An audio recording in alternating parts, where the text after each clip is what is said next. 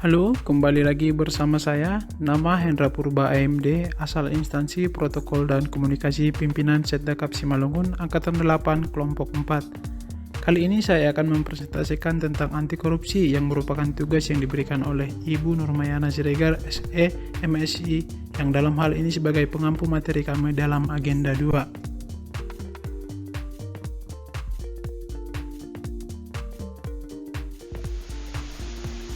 Korupsi berasal dari bahasa Latin, yaitu kata corruptio, yang berarti buruk, rusak, suka menerima uang sogok, menyelewengkan uang atau barang milik negara, menerima uang dengan menggunakan jabatannya untuk kepentingan pribadi. Dampak negatif korupsi. Dari segi tata ekonomi, terjadi pemborosan sumber-sumber, larinya modal ke luar negeri, dan gangguan terhadap investor atau penanam modal. Tata sosial budaya, terjadinya revolusi sosial dan ketimpangan sosial. Tata politik, ketidakstabilan politik, pengambil alihan kekuasaan, hilangnya bantuan luar negeri, serta hilangnya kewibawaan pemerintah. Tata administrasi, tidak efisien, kurangnya kemampuan administrasi, hilangnya keahlian, hilangnya sumber-sumber negara, keterbatasan kebijaksanaan pemerintah, dan pengambilan tindakan-tindakan represif. Lalu apa saja yang menjadi penyebab korupsi? Pada dasarnya penyebab korupsi ada dua. Yang pertama adalah adanya niat, dan yang kedua adalah kesempatan. Berikut adalah penyebab korupsi yang terjadi di negara kita, Republik Indonesia. Yang pertama, penegakan hukum tidak konsisten, penyalahgunaan kekuasaan atau kewenangan, langkanya lingkungan yang anti korupsi, rendahnya pendapatan penyelenggara negara, kemiskinan atau keserakahan, keuntungan korupsi yang berakibat hanya kerugian akan ditangkap,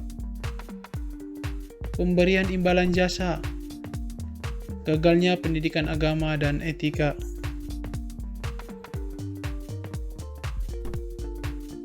Setelah kita mendengar tadi apa penyebab dari korupsi, lalu apakah tindakan preventif kita untuk mencegah terjadinya korupsi tersebut?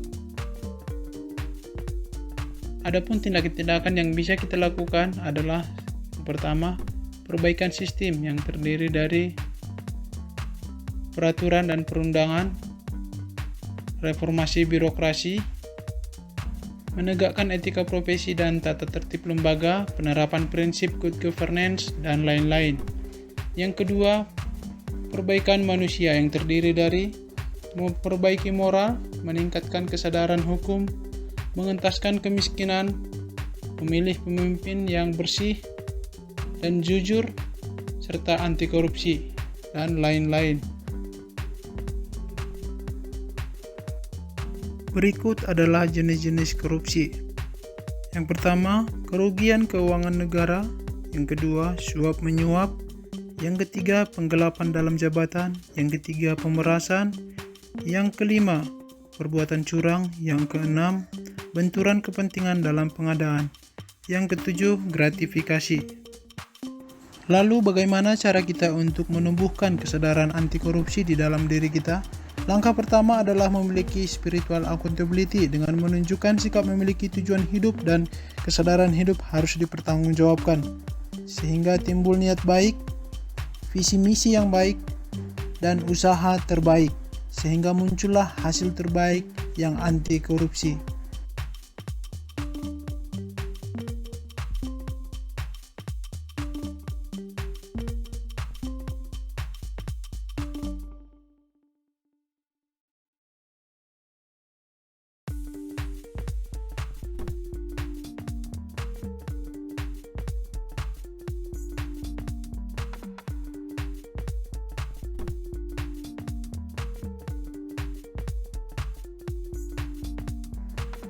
Sehingga diharapkan dengan cara tersebut muncullah nilai-nilai dasar yang anti korupsi, yaitu jujur, peduli, mandiri, disiplin, tanggung jawab, kerja keras, sederhana, berani, dan adil.